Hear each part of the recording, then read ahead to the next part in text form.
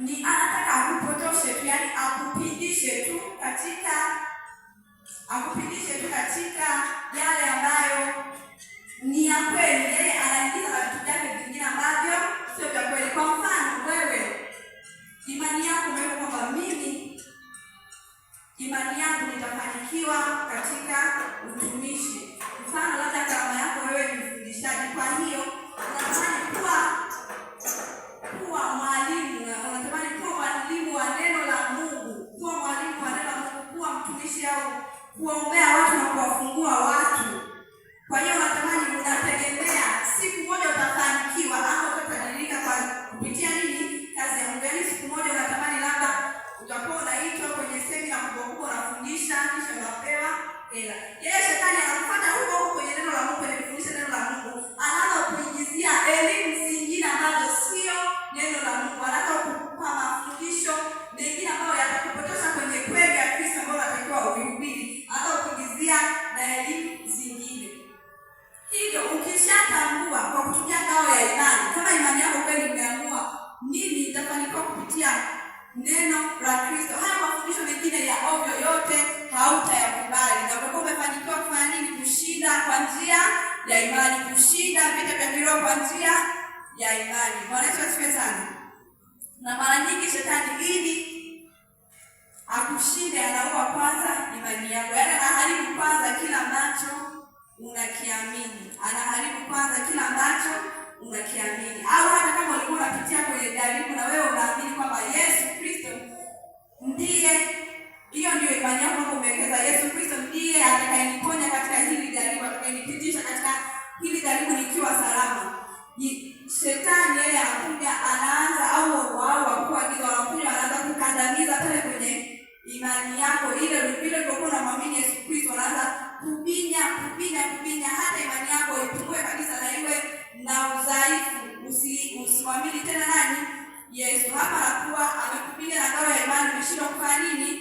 Umeshindwa kuitumia vile inavyopaswa. Bwana Yesu atusaidie sana. Kama tukifanikiwa kutumia imani yetu vizuri, yani kile kukisimamia kile ambacho tunakiamini, tutaweza kuizima mishale ya adui. Lakini pia tutaweza kushinda hofu na mashaka. Shetani vile ambavyo tunakuwa tunaamini tumeokoka na tunaulizwa Mungu. Mfano rahisi ni kwamba ukishaokoka, pengine kuna changamoto ulikuwa unapitia pale ulikuwa umefungwa. Mara ulikuwa unaona kuna watu wanakuja kuchezea nyumbani kwako, wala wanakuja kukalia. Hapo ukishaokoka, ukishaombewa sana, hivyo vyote huwa vinaondoka, si ndio? Vyote hivyo huwa vinaondoka.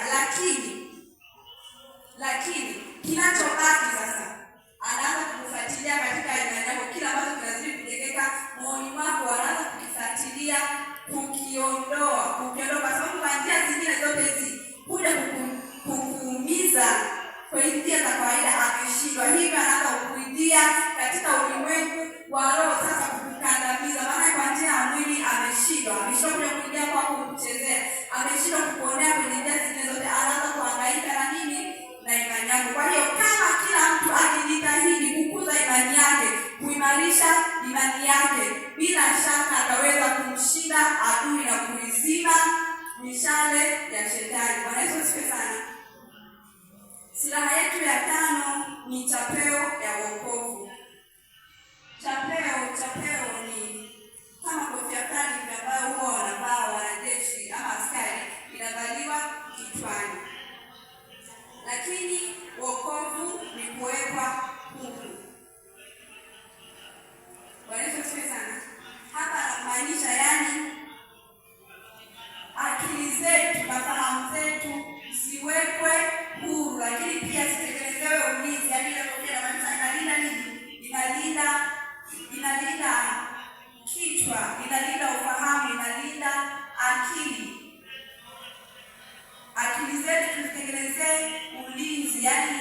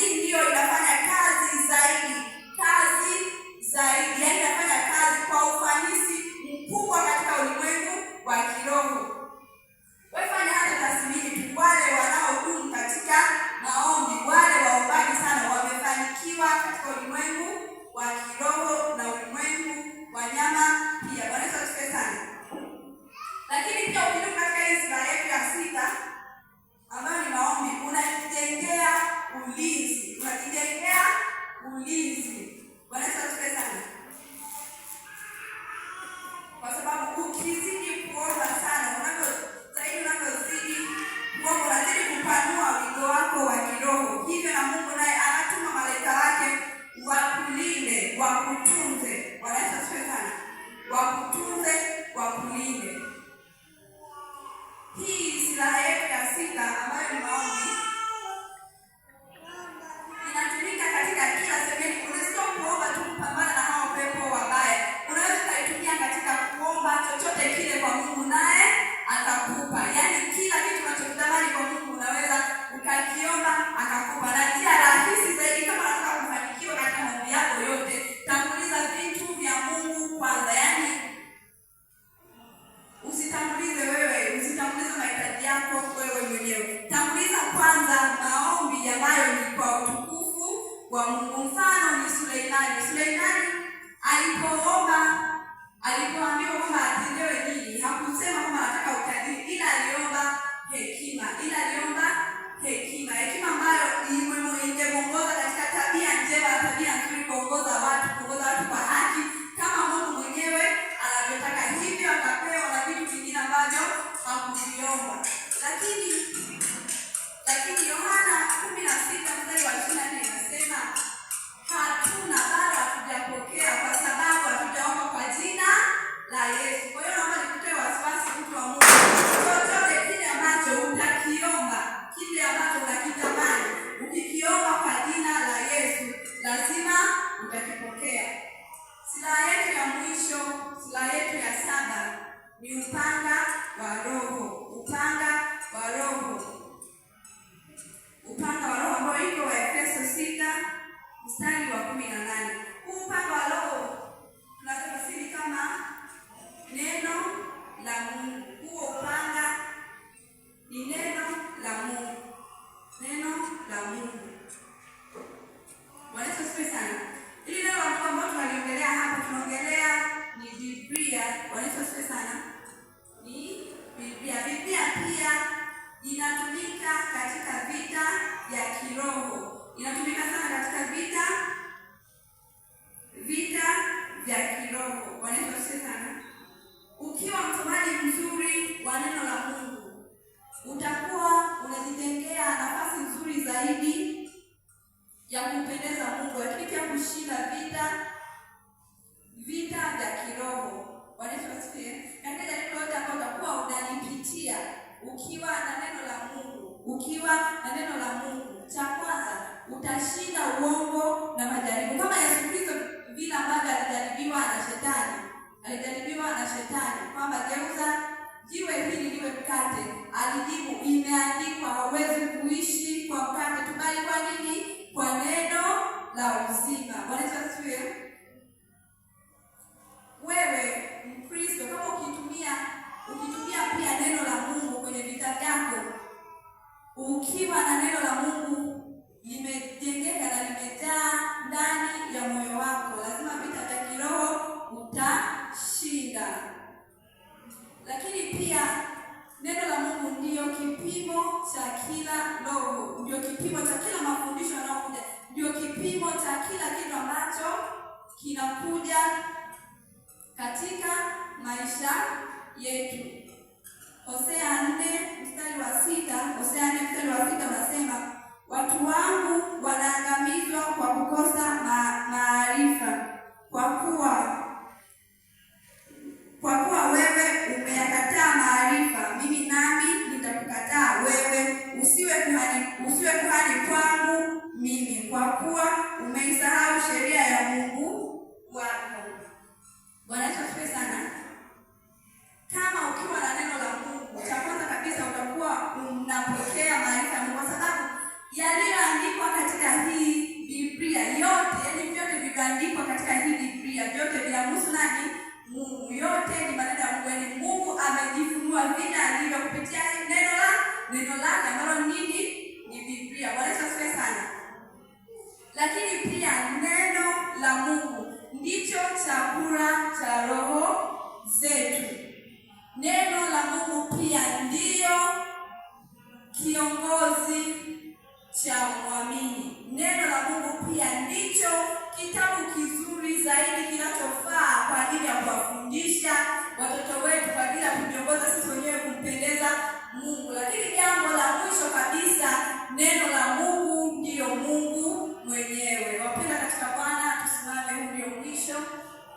mafundisho yetu katika siku ya leo. Bwana Yesu asifiwe sana. Tusimame.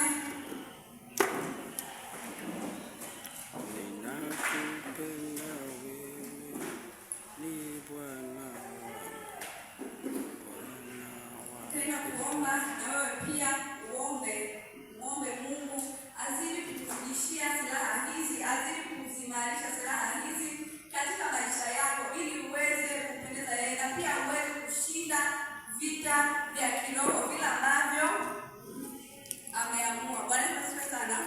Nina uhakika kwamba katika vita hii ambayo utaianzisha ukiwa umevaa hizi silaha, vita yoyote ile utakayoianzisha ukiwa umevaa hizi silaha, uhakika wa kushinda ni 100%. Uhakika wa kushinda wakuu wa giza hili, mamlaka za ulimwengu, utakuwa ni 100%. Bwana Yesu asifiwe sana.